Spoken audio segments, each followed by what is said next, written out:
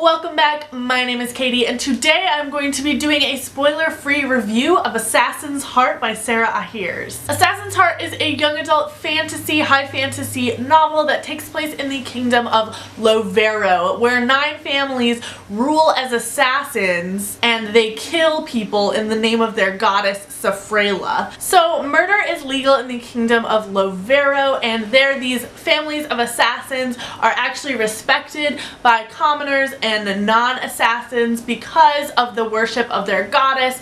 They believe that if they are murdered or people are murdered, it's all in the name of this goddess Safrela, and she offers resurrection to those who are killed. So that is why these 9 families of assassins are very wealthy. They pretty much rule the kingdom of Lovero, and they worship this goddess Safrela. Our main character, her name is Leah Saldana, and she is a member of the first family. So the 9 families of assassins have their own territories and they are ranked from 1 through 9. And Leah Saldana is a member of the first family. However, her family is not very powerful anymore. They were wiped out. A lot of them were wiped out by a plague a few years ago, so they are down to only 5 or 6 members of the Saldana family. They lost a lot of their wealth. There's a lot of controversy surrounding the Saldana family. Leah is in a secret relationship with the son of the second family, the Davias, and they are keeping the relationship a secret when one day Leah Saldana comes back to her home and finds out that her family has essentially been wiped out. Her brother dies in her arms, and we kind of are propelled forward through the story from there as Leah travels to try and find answers for who wiped out her family and then get revenge on whoever did wipe out the Saldana family. So I really enjoyed this book. I gave it somewhere between a 3 and a 4. I'm leaning more towards a 4 out of 5 stars on Goodreads. I thought it was an amazing world. I thought it was really fantastic. It had a lot of Italian and Renaissance influences, which is not something that you see a lot, I feel, in high fantasy. So I thought that made this fantasy very unique, and I really enjoyed the world.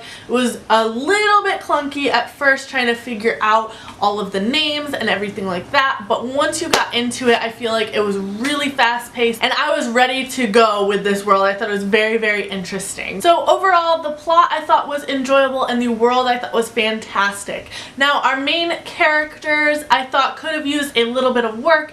Leah was very typical of a young adult high fantasy protagonist. She blamed herself for her family's death and didn't kind of shut herself down after that happened. And I wish we saw a little bit more character development with Leah as well as some of our other main characters. But overall, I think she was a really good candidate and it was a really interesting story.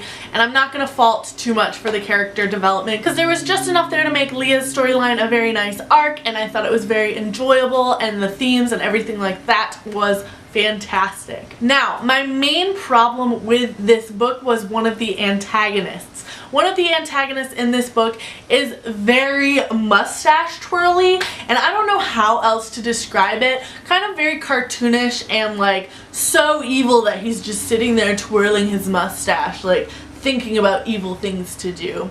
And I don't call him a villain because I honestly don't think he is a villain in the novel. He's definitely more of an antagonist, but he was always kind of there right when Leah and the other main characters got out of trouble to just be like slapped in the face, like, no, you're not out of trouble, you gotta deal with me. And I just thought that was a little unbelievable, and I think his cartoonish mustache twirly demeanor really took me out of the book, and I did not like him so much as an antagonist. He reminded me a lot of Javert from Les Mis, but in like the worst kind of ways. The main villains of this book I did enjoy, however. So another little bit of an issue is that I saw similarities between this book and another book, The Bone Season by Samantha Shannon.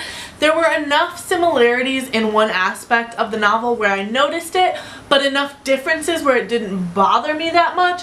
I, however, do not get too bothered by similarities. It's a really fine line you've got to walk if there's similarities between books, because you have to understand that you read one book, I guarantee there is a similar book out there, and so if that's something that really bugs you, and you've read The Bone Season, I would not recommend picking up Assassin's Heart because there are those similarities in here. Didn't bother me that much. It was just something that I was like, oh, this is kind of similar to this, and then just moved on from there. Something that I don't know, is this going to be a series? It felt like a standalone to me. I think it wrapped up very nicely, but I want to know if you guys know if this is going to be a series. Tell me down below, because I would probably pick up the next one, but I have no idea where it would go with these stories. So yeah. So those are my thoughts on Assassin's Heart. I hope you guys enjoyed this, and I will see you guys soon with another video soon. Goodbye!